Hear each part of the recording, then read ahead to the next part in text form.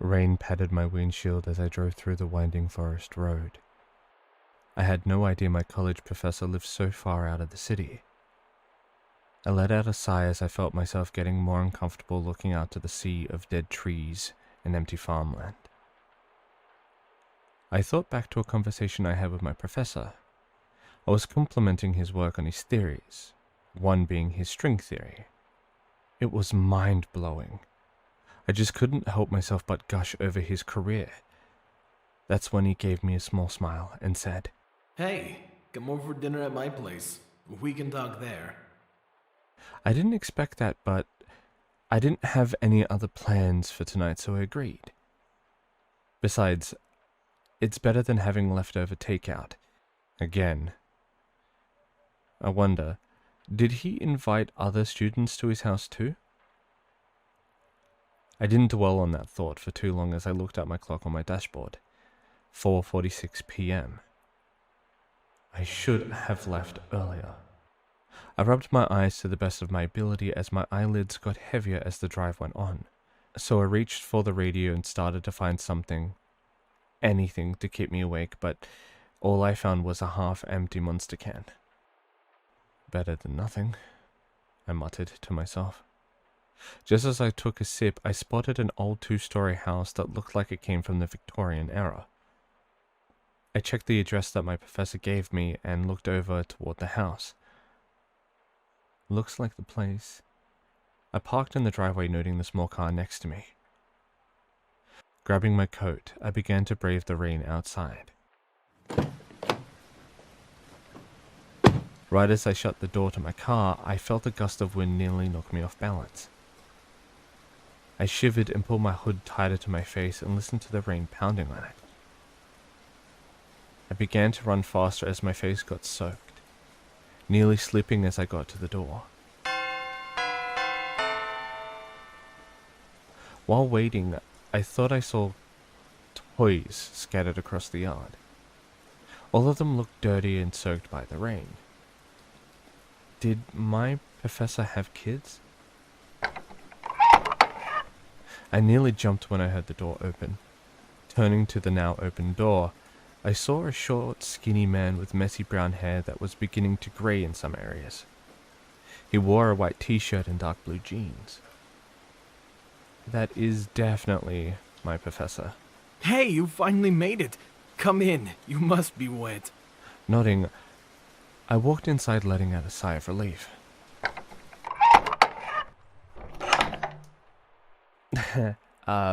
Sorry it took me so long. I was having a hard time finding this place. It's all right. I know my place is a little out of the way.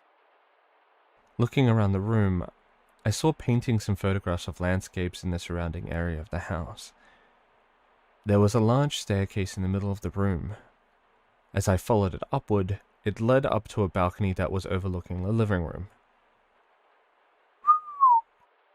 As I let out a whistle from the majesty of the old house, it grabbed the professor's attention. Nice place, huh? I nodded in stern agreement. Even since I arrived here, I wanted to know where he managed to attain this house. How did you manage to get such a remarkable place? Oh, I got the place when my parents... when they passed. Oh, I'm sorry for your loss. Happened a long time ago. Come on, take off your coat. You look like you're freezing.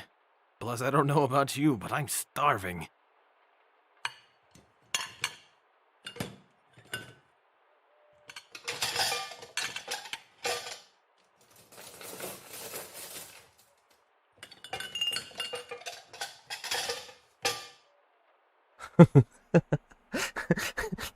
No way that really happened. Believe it, he had ice on his balls for a whole month. Oh, and in fact, it took the doctors hours to get the raccoon off.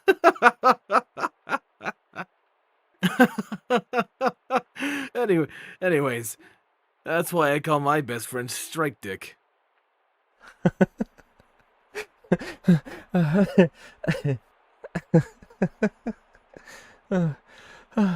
Oh, I was gasping for air at this point, but no matter how hard I tried, I just kept laughing. Everything stopped, though, when we heard a loud thump coming from upstairs, in the room above us. My professor's face darkened in a worried glare. What was that? Don't worry about it. You had some questions, yeah? Yes. I wanted to talk to you about your work. What made you want to study string theory and quantum science in general? I wanted to study it because of my daughter. I stood there in silence for a moment as I heard the rain pound against the window. Well,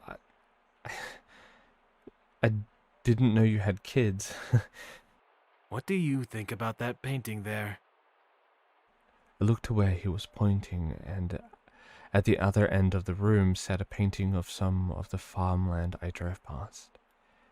But the most notable thing about the painting was the most gorgeous rainbow I've ever seen in the background. It's really pretty. My mother made that painting, Mr. Furtive. I see. Well, who is your daughter, if you don't mind me asking? He took a swig from his wine glass. Rainbow Dash. The pony? It was at this moment I began to question my professor's mental well-being. I know, you may think me mad, but I am telling you, my daughter is indeed an MLP character. I just stared at him for what felt like a moment. But she's fictional. She's a character from a show. I thought so too. Until one rainy day, I found her on the side of the road in a cardboard box.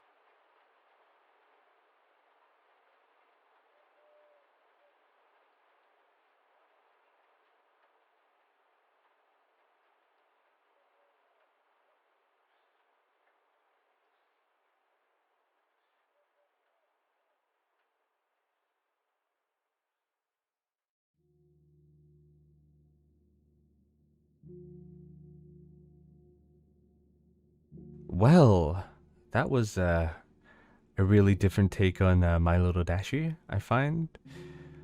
It's quite actually an interesting concept, in my opinion. I do thank thebandit2000 for writing the story.